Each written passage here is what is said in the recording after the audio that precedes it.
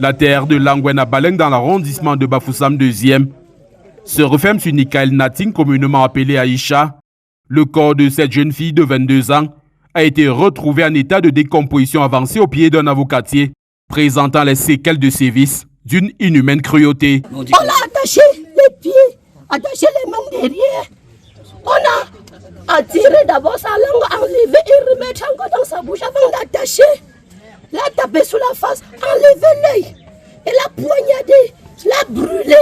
Aïcha avait quitté le domicile familial dimanche 26 juillet dernier à matinée pour accompagner un homme inconnu de la famille, promettant revenir dans 30 minutes au plus afin d'aider sa mère qui devait amener son frère cadet à l'hôpital. Son dernier mot, c'est seulement que j'arrive. Je dis que tu pars ou elle dit que j'arrive, il ne doit pas durer.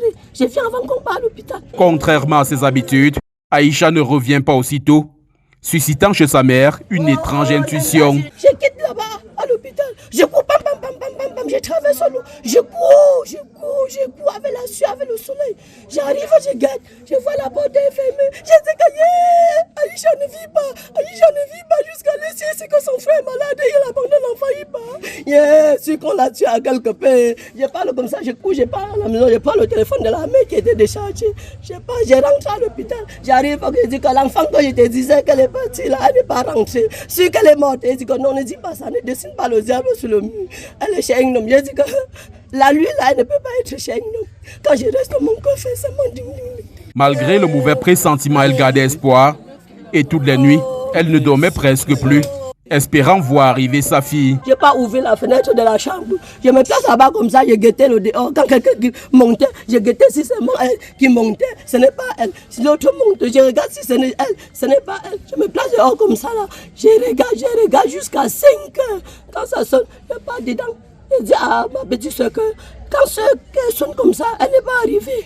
Elle ne vit pas. Finalement, ce qu'elle redoutait est confirmé après la découverte du corps près d'un chantier. Un chef chantier il avait fait sa dalle.